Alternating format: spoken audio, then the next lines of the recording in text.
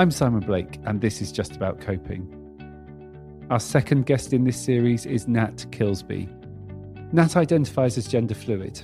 In this episode, they describe what being gender fluid means, the relationship between their mental health and their gender identity.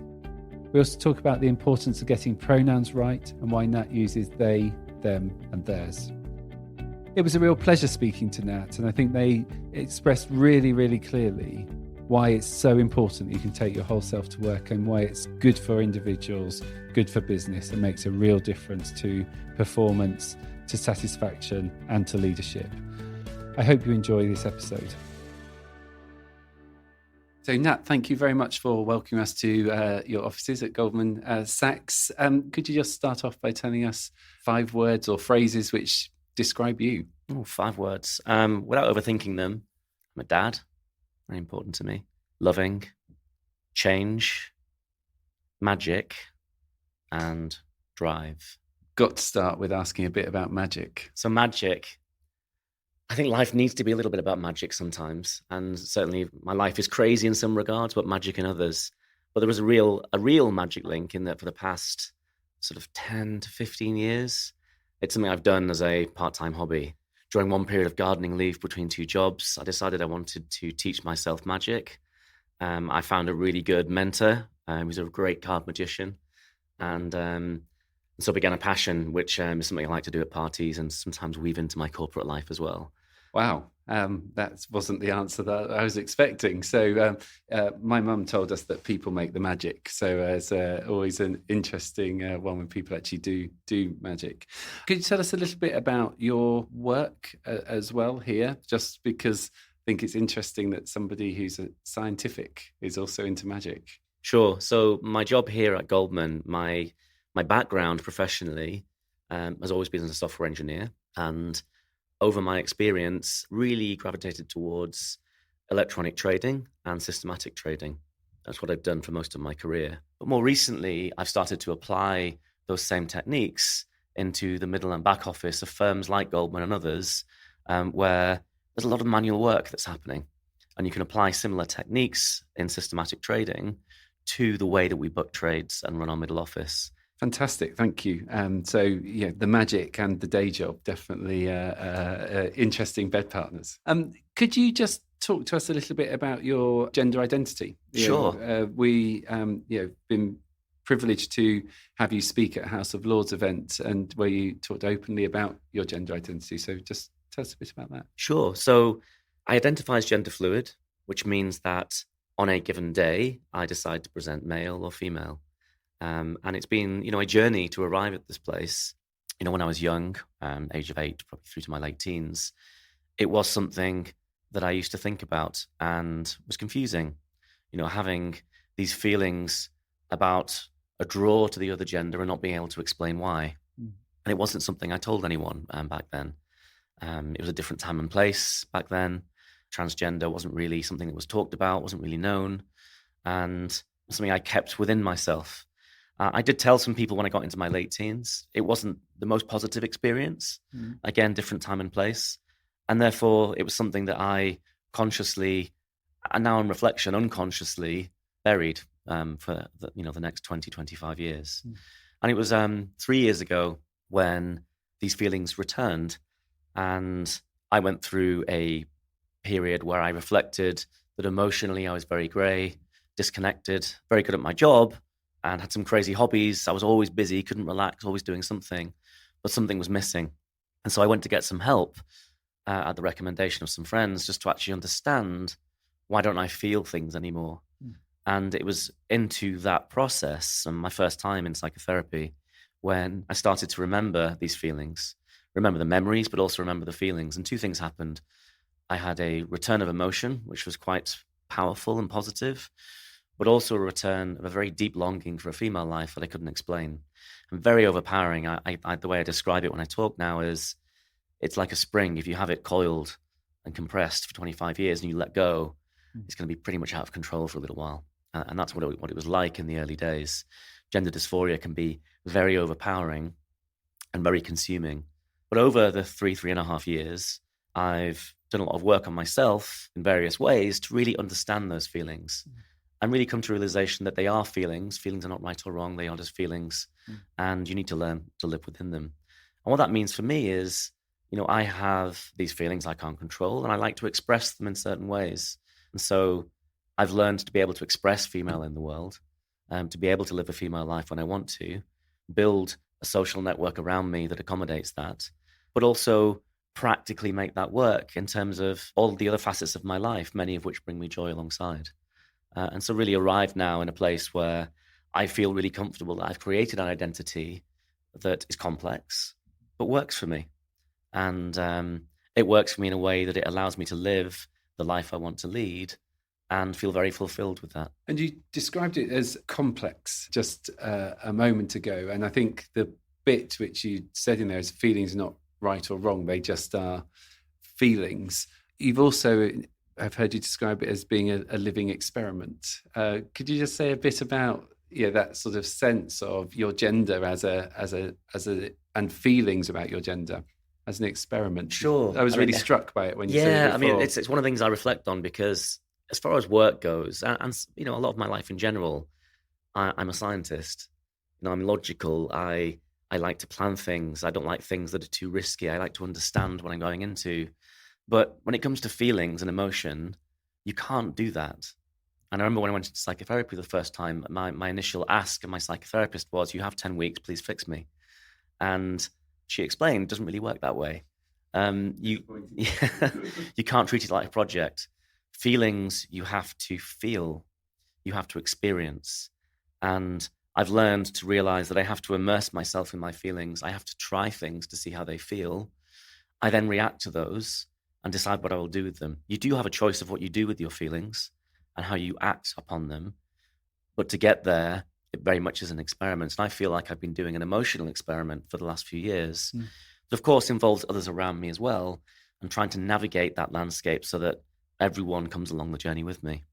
But I do feel that by doing that experimentation and by being in an environment, both with my friends, family, and with work, being able to experiment is the only way that I could arrive at a place where I feel comfortable, because I've been able to actually experience things, gather data, and figure out what works for me. And that's a really interesting point, isn't it? About, you just described your friends, your family, and your workplace. And of course, part of this My Whole Self campaign is about how do we bring our whole selves into work. And do you feel, I guess, that you are, as you're navigating, that you're taking your whole self into those different areas? And could you talk to us a little bit about taking your whole self to work with this identity, which you've described as complex? Taking your whole self to work, I reflect it. It's taking yourself in wherever you are at the time. When you're on an emotional journey, and I like to compare my journey to emotional journeys more broadly, rather than, box it into a gender identity journey. And I've found, as I've been experimenting, is my reality changes. When the feelings first came back, I didn't know how to deal with them. At some points, I was convinced on transition, and that changed. And what I have been able to do, though, in the workplace, to your question, is be able to, over time, become comfortable that even though I may not exactly know who I am, because I'm on a journey to figure that out, that I can bring that uncertainty, I can bring that emotional state into the workplace, be comfortable in experimenting with who I want to be. It's a fact that I spend most of my time at work. And so it's important to me that I can experiment with my emotional self in the workplace and feel comfortable, feel accepted, feel that it's okay to be on that experiment. And also, feel that it's okay to not be okay sometimes. I've been successful at Goldman so far, and I'm enjoying it here. But there's certainly been days when the biggest thing in my mind has been my personal journey. And being in a state where people around you can be comfortable with that, I think is super important. Being on that personal journey, and being able to recognize that goes hand in hand with the workplace, how does that impact on your performance, your ability to innovate, your relationships with people at work? I find them transformational now that I've arrived in this place of fulfillment. At the beginning of 2019, I took the decision, based off the feelings at the time, this wasn't a journey I wanted to follow anymore. And I would present male, I would stop this side of myself, expressing myself female. And when I took that decision, which is multifaceted, it involves my family, my children, my work. At the time, in that moment, it felt the right one. I had a huge sense of relief. I don't need to spend an hour getting ready anymore in the morning. I don't need to worry about being different, which was on my mind. So I had this wave of relief. But then over the months that followed, I noticed two things. First off, my emotions, my passion started to dwindle again, and I liken it to turning grey from being colourful before. And secondly, my stress levels went through the roof. And I convinced myself for a while that I was just stressed and nothing related to this journey. But when I actually got some help for the stress, which, Goldman were very helpful with as well, and I think that's an important part of workplace support, I was able to then re-engage with these feelings that are feelings that don't go away, acknowledge them, don't be scared of them. And when I re-engaged with them and accepted that this is part of me, my emotions returned and my stress levels went back to zero again. And I do find that my ability to network, my ability to interact with people, my ability to dream, my ability to sort of think big, some of the things I'm doing here work-wise are quite grand and quite bold. They all get supercharged because there's something inside me which I'm feeding off. It's an energy that's part of my identity. And when it's not suppressed, it helps me with lots of other things. And in that month when you were feeling grey, feeling super stressed, would your work colleagues have noticed and understood that? I'm sure they would have done. I mean, we've recently launched here at Goldman a mental health first aider program, which is specifically targeted at things like that. But I didn't have any comments from colleagues at work, but I did reach out to my boss, who was very helpful. I reached out to our support networks, who were then able to put me in touch with the right support to then guide me back to realizing that these feelings are something I need to connect with. Yeah.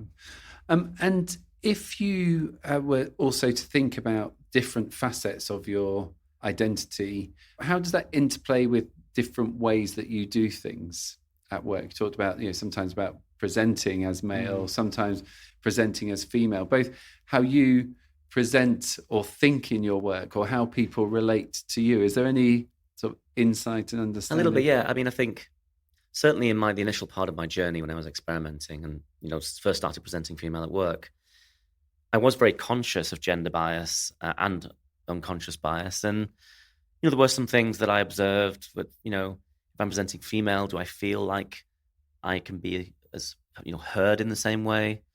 Am I reacted to differently? And I couldn't put my finger on whether it's just my perception or whether it's unconscious bias from other people. But it was nevertheless a fascinating journey to sort of be in a position where some days I can present male, sometimes I can present female. I think these days, now I've unified an identity into an identity that is mine, I actually don't feel different depending on how I present. I just maybe feel different about myself.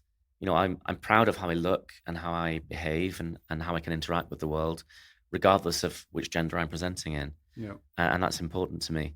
So I do feel these days that just the journey I'm on, the ability to have freedom to express myself in the way I want to, just gives me a lot more confidence and makes me happy. And how does that happiness translate into performance? How does that happiness translate into innovation? You've talked about moments where you suppressed feelings and it impacted on work negatively. And I think that we're all perhaps a bit more familiar with how things impact negatively, perhaps less able to talk about how it impacts positively. And given that I'm sat with a scientist who likes crunchy terms, is there any sort of sense from your journey that you can... in my mind, there is a real commercial value in encouraging people to be their true selves at work and bring their whole selves to work. I find my mental blocks removed. I find any blocks in terms of innovation removed. My ideas are flowing more freely. I have more energy. It's like having an energy source that I can tap into. My mojo just goes through the roof. Whereas before it might be contained, I just feel like there now are no boundaries. And I have a saying that I joke about with the team that, when we have hard things to do, I'll say to them, well, if I can do this, we can do anything. Yeah. Right. And it becomes a little bit of a mantra to myself that if I can be who I want to be, even if it's nonconformist, even if it's unusual compared to the norm, right, then you can do anything, and the work problems become easier. And so it really gives me a fire that I draw on. It's infectious. It rubs off on my team. We have a very energized team. And just a level of transparency. I mean, transparent, inclusive leadership, when you are your whole self, comes naturally. And that also pervades into the team, a very loyal and open team who get behind your vision because they see truth and transparency. Yeah. Which is incredibly powerful. And I was going to say, so it sounds that there are two bits. One is your own energy, but also your power and ability to energize your team. Goldman Sachs, as a employer, has obviously embraced this journey with you. Can you just talk about how that has happened? I'm in a lucky position that I'm a senior hire here, senior MD. And what Goldman have been great at and amazing at is just providing as much support as possible, but also following my lead in terms of what I asked for. They've not had anyone like myself who wanted to sort of blur the gender boundary.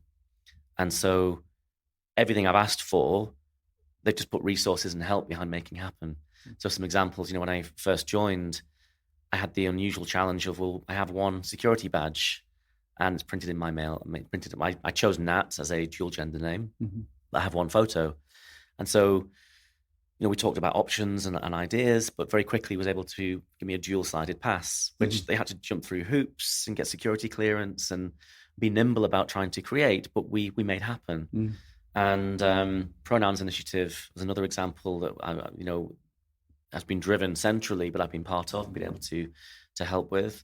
So lots of support, lots of direct support from peers and from my team. I just found it a very supportive environment. I think diversity is very important to Goldman, but it's nice to see it being done practically in my situation and just getting the support I needed. Yeah. And it sounds like two things there. One is where there's a will, there's a way. Security passes may not be the first thing that people thought about, but actually present a very real issue. And there is a solution if people want to find solutions. But the other that's really striking in that is it's not a let's just ignore it. It's an active conversation that you're having. I think also I've just found it a very supportive place. I think back to our earlier discussion in terms of being able to experiment. I've not felt any pressure either way. And there's of the times when I've stepped back, of the times when I've plowed ahead in terms of what I want to do with this journey, I've found that those around me, my peers, people I work for, will accommodate either way. I think that's what's needed. I didn't feel any pressure. I don't feel any pressure to be a trailblazer or an example. I just fit in and follow my lead, which I think is very important when you're on an emotional journey. Absolutely. So if you were to give some advice for other businesses, for people you're working in people departments or senior managers that might be listening to this and trying to think, actually, then what should we be doing? If you had sort of some hot tips from your experience about things that have really been of benefit, what would they be? Well, I think my biggest advice with the gender journey is that transgender and gender expression is a spectrum, right? And I find it helpful, and I do talk to other people and encourage other people to view this journey as just another journey of human emotion, human expression, and a journey to fulfillment. And I think if you can normalize a journey, perhaps away from the polar debate that sometimes happens, it becomes easier to understand and support people on a journey to just be themselves. And obviously that's wider than just gender. And I think one thing that I campaign for and am involved for in Goldman now, and we're doing a lot to try and push forward, is just to encourage, inclusive, transparent leadership as well. I think the more our leaders can humanize themselves, tell their own human stories, then a human story like mine that's about gender, or a human story of somebody else going through something, becomes easier to share, easier to talk about, and easier to support. So I think the more we can do to humanize our leadership will encourage the workplace to feel like they can start that step of being themselves, because quite often there's that first step that can be so hard when there's some sense that everyone needs to wear a mask at work. It's a really interesting phrase, isn't it? We talk a lot about authentic leadership, and what you've just described is humanizing leadership. Can you just talk to us a bit more about what that means? I just find it very powerful when another feedback I get when I talk, but also when I've heard other inspiring leaders talk, when they can share something of themselves, right? That especially our senior leaders who are in positions of great success, they've done very well in their career, to be able to hear that they may have been through a difficult divorce, or they've been through a difficult mental health journey a few years back, or they're experimenting with something like their gender, whatever it might be. Suddenly the barriers between your most junior employee and your most senior employee are gone. Yeah. Because we're all human. Yeah. And we're all equal. And that's where true equality comes into play. Yeah. It doesn't matter about your skin color, your gender, and your sexuality. We're all human on a human journey. We're all dealing with living within our feelings, and we're all experiencing emotions in our own way. And, we don't want workplaces to become an emotional overload overnight, but being able to talk about yourself in the true sense and whole sense breaks barriers and just promotes communication. And when people can be honest and open about themselves, I truly feel they'll get access to the same energy that I can draw from. It's interesting, isn't it? You just use the phrase emotional overload. And actually one of the things which people have talked about in relation to my whole self is, what about the bits of people's self that we don't want in the workplace, whether that's inappropriate ways of expressing concern or anger? I know that you've been very successful in your career. What does it mean to be able to manage that professional boundary and be yourself? I think the word professionalism is the key word there. When you're in the workplace, there's a certain amount of professionalism that's common sense that you should adhere to. But where I come from is just breaking down some of the barriers that if you're a senior leader, or regardless actually, that you're somehow immutable, you're somehow impenetrable, you somehow have to be the rock. Right? It's actually quite powerful to show some vulnerability. Yeah. So that's where I'm coming from. Yeah. And, showing some vulnerability, showing that you're human in the right amount, breaks down those barriers, improves communication, improves leadership. Yeah. And it doesn't really stray into those negative sides of emotional expression that, of course, we don't want in the workplace. You talked a bit about the pronouns project, and pronouns are really important. Can you talk to us a bit about the pronouns, but also a bit about your own use of pronouns? Of course. And this is one thing I do like to talk about and explain, because I do find it's easy to understand when there's a bit of practicality around why. And for me, so, I'm in a situation where I have feelings, I have a longing for a female life that I manage and live a life that is the intersection between my emotional longings and my practical life. And so I oscillate my gender presentation. What that means is that typically I ask my colleagues at work to use the pronouns that reflect how I'm presenting. So it's he, him, his if I'm presenting male, she, her, hers if I'm presenting female. But where that becomes more complicated is if you're having a phone call with me from New York, or if you're referring to me on email. And the reason why pronouns are important to me is that the feelings that I live within can be complex. And if I'm presenting female and someone on the phone is calling me sir and using male pronouns, they're doing nothing wrong because they don't know. But the reality is it can make me feel bad about myself. Yeah. And it can trigger feelings that can be difficult to manage. And therefore I ask that to make things easy, use they, them, theirs. As my friends have pointed out, sometimes it's not grammatically correct, right? But that doesn't matter, right? I'm asking you to do that, to make my feelings easier. And my view on life is anything that makes things easier for people and being nice to people, we should do. Absolutely. And when I explain that rationale and why, perhaps electronic communication means that gender neutral pronouns can be important, something clicks in people. It's like, okay, that makes sense. Yeah. I understand why. I read somewhere recently that they, their, and them may well be grammatically correct and was used as for single. And obviously, I'm not brilliant enough at English to really understand some of the history, but there are people saying it is grammatically correct. But much more importantly, the point that you're making is it makes you feel comfortable. Yeah.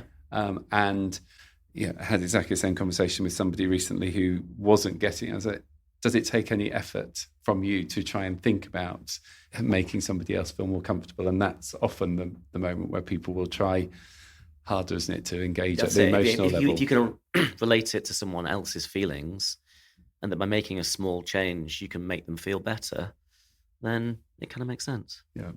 And that, in the spirit of My Whole Self is actually all about creating the workplace culture where people feel included, feel validated, feel respected, and exactly what we're aiming to do.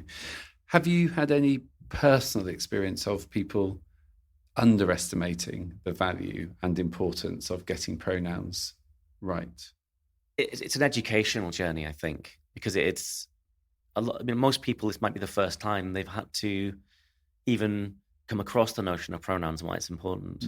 Mm-hmm. When I politely just correct people at work if they're using the wrong pronouns, or say things like hello sir or whatever it might be, and just explain why.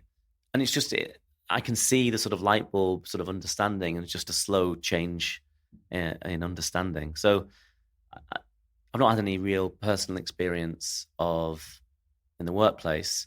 I've got friends in the trans community who will share with me that, when they are deliberately misgendered or deliberately use the wrong pronouns, that can be quite painful for people. Yeah. Going back to, transgender as a spectrum, when people suffer from gender dysphoria, which could be, like I said, super overpowering, especially in the early stages, it takes a great deal of courage to actually step out to the world and try and express yourself in the way. And the simpler things can knock that.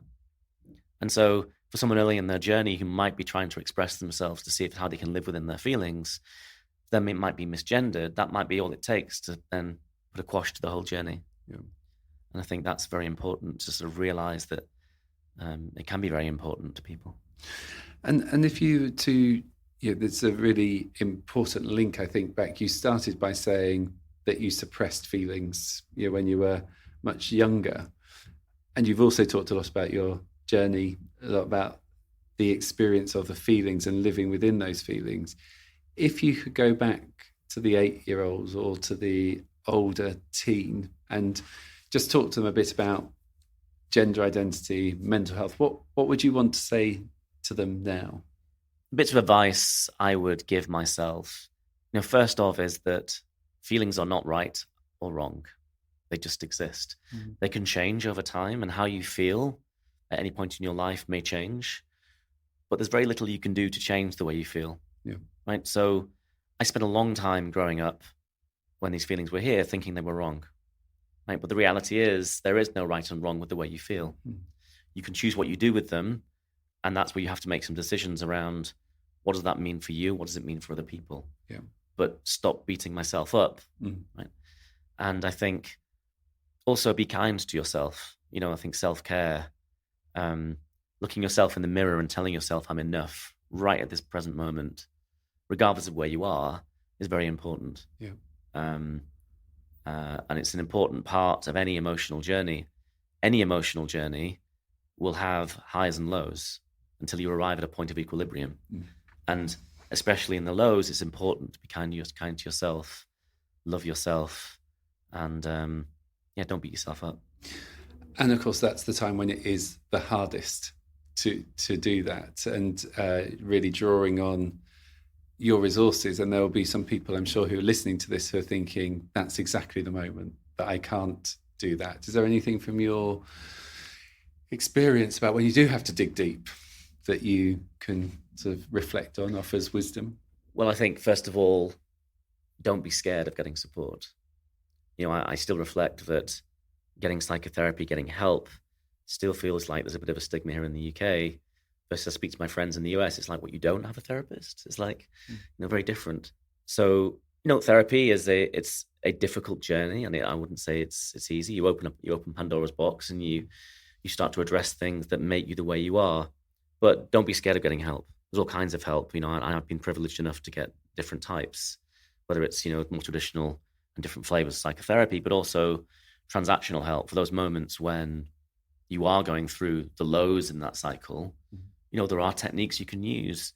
And it's sometimes fascinating to understand that the brain is a predictable thing. Mm-hmm. So even though your emotions are less scientific, understanding how the brain works and how it responds to fear and how it behaves in certain situations can be transformational in navigating those periods, because you can realize what it's doing. Yeah. Right. And I find that very helpful as well. There's been transformation not just in dealing with the lows of this emotional journey, but Also understanding myself in the business context, understanding, I used to get terrible imposter syndrome, which a lot of leaders do get, but I understand it now, and I understand how to actually diffuse that, which is also very powerful.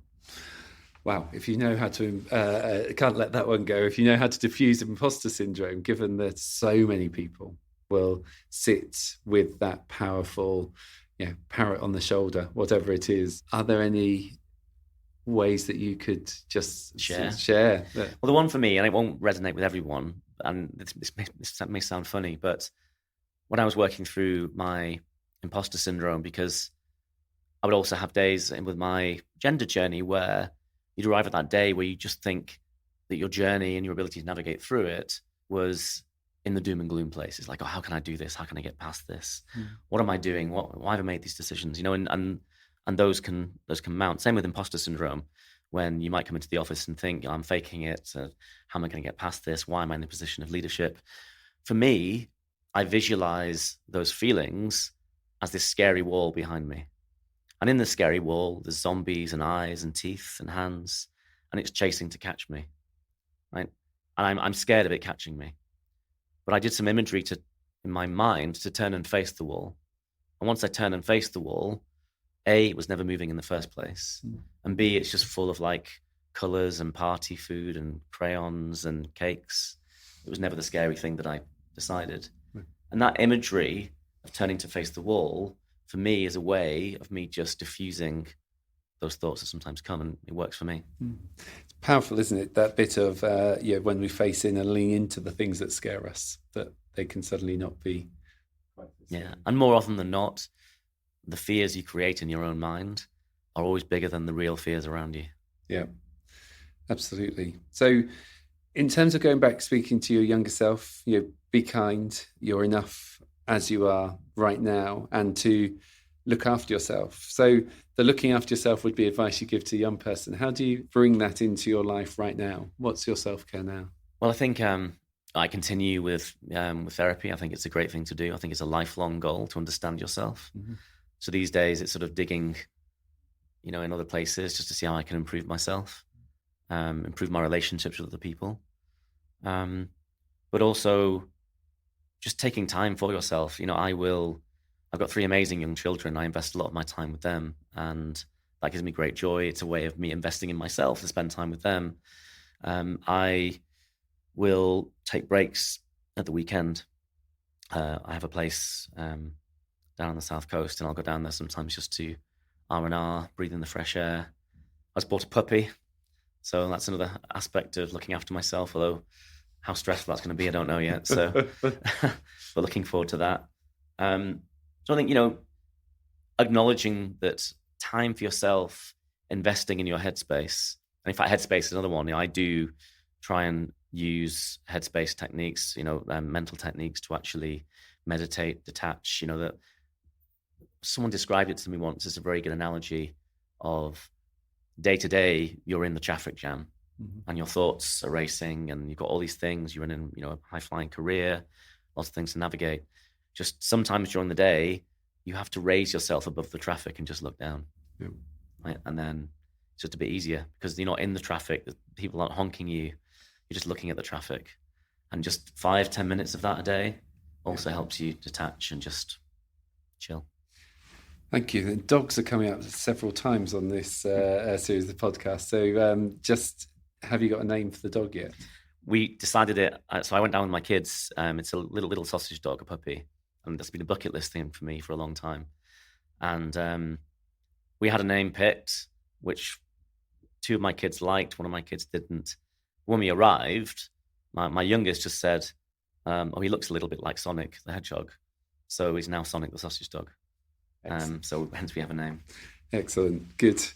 And so talking about your children, if you were to imagine the world that you would love them to operate in when it comes to well-being, personal identities, mental health, what would that utopia look like? Well, I think the utopia is just,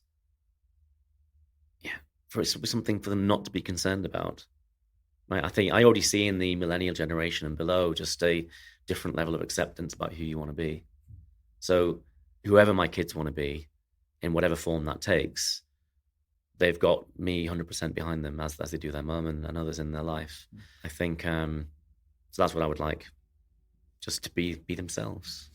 What a great way to end on the optimistic hope, and certainly my experience as well, that the generations after us are better than we are at this stuff. And so if we can cheerlead and learn from them, then we're heading in the right direction. 100%, amen. Thank you very much, Nat. Thanks.